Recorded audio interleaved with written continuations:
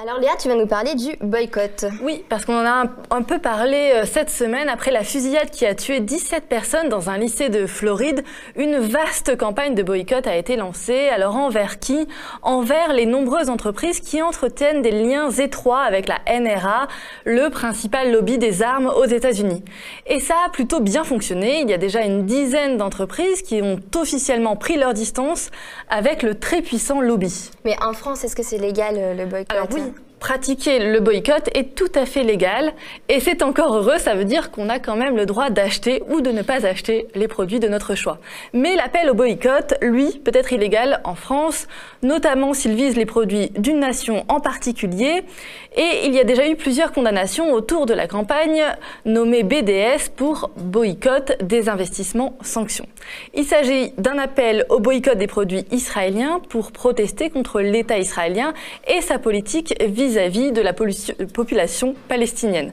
Depuis sa création en 2005, le mouvement BDS a acquis une renommée internationale, mais il est loin de faire l'unanimité. Et en France, la justice a déjà condamné plusieurs militants de ce mouvement sur le fondement de la provocation publique à la discrimination envers une nation. Alors on pourrait déjà s'interroger sur le bien fondé de cette interdiction et de ces condamnations. Est-ce que l'appel au boycott ne reste pas un outil pacifique avant tout? Rappelons-nous, dans les années 70, des associations appelaient à boycotter les produits sud-africains pour lutter contre l'apartheid. Est-ce que ce mouvement international serait illégal aujourd'hui en France?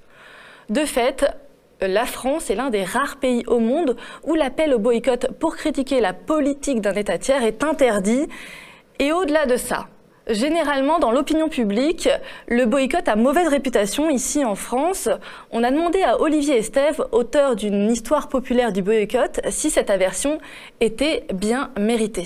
Ça a toujours été, notamment en France, un terme un peu repoussoir, une sorte d'étiquette disqualificatrice, alors que le boycott, tel qu'on l'entend de façon générale dans l'histoire, et dans l'histoire coloniale notamment, c'est un mouvement populaire impulsé par des masses de milliers. Si on prend le cas des États-Unis et la question de l'émancipation des Noirs, le boycott est vraiment une arme très très souvent mobilisée par des masses qui ont très très peu de pouvoir et qui ont pour eux que leur nombre.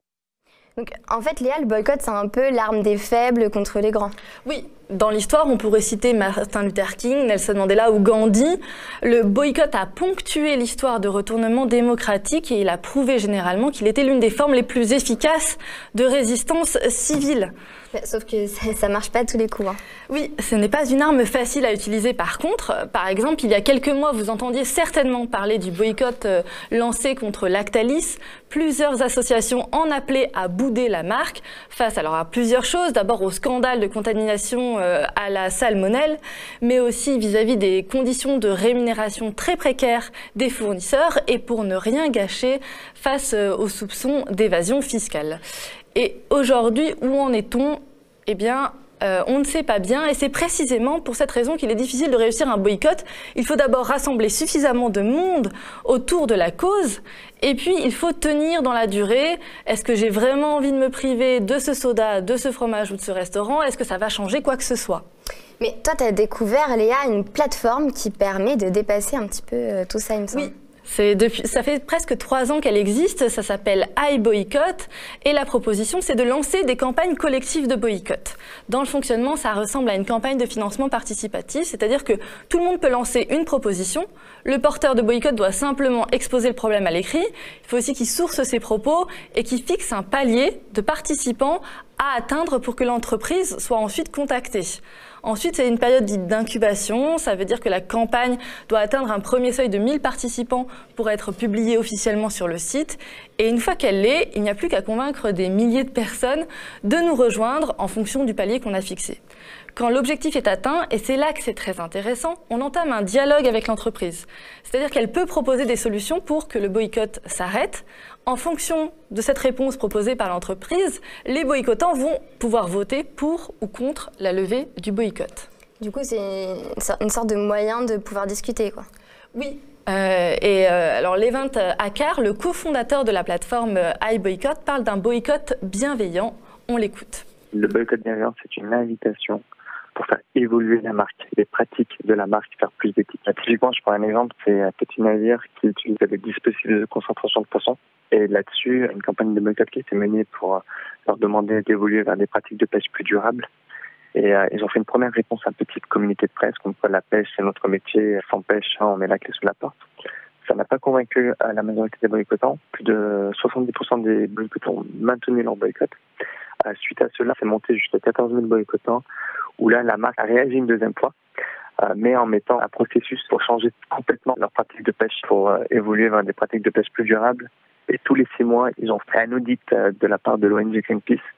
Et c'est ce qui a permis de convaincre aussi les boycottants qui ont levé à une grande majorité leur boycott. Mais Léa, du coup, qu'est-ce que c'est la recette d'un boycott qui marche ? Alors, si vous voulez réussir un boycott comme avec l'exemple de Petit Navire, il faut d'abord avoir une cause précise. Sur le site, on trouve des dizaines de campagnes contre Nestlé, contre la Banque Populaire, contre Lactalis ou même contre Haribo. Et à chaque fois, le motif du boycott est précis et limité. Ça peut être contre la pratique de l'évasion fiscale, contre la privatisation de l'eau, pour une plus juste rémunération, etc.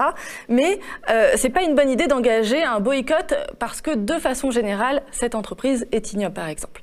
Ensuite, il faut que le boycott concerne tous les produits de la marque. Ça ne sert pas à grand-chose de boycotter le lait infantile de Lactalis si derrière on achète du Babybel, pardon. Et ensuite, enfin, l'idéal, c'est de présenter des alternatives aux produits. C'est ce qu'on appelle le boycott. Donc en fait, rien d'insurmontable.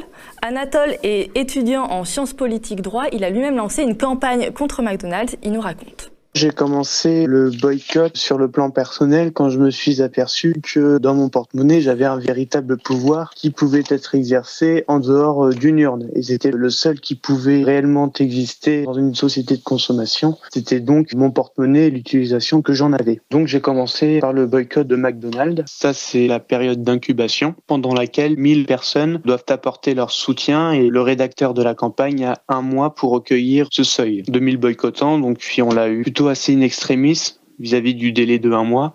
En revanche, aujourd'hui, on en est à plus de 5000 boycottants, je crois. Donc le boycott nous rappelle que consommer est un acte politique et refuser d'acheter des produits d'une certaine marque est un moyen d'expression démocratique. Merci Léa, on saura donc comment boycotter. Merci Virginie, et de mon côté, je pars pour réaliser d'autres projets, donc je ne serai plus à la rédaction du média. Je vous remercie pour l'écoute que vous m'avez accordée sur ces derniers mois et je souhaite une très bonne continuation à toute l'équipe du média.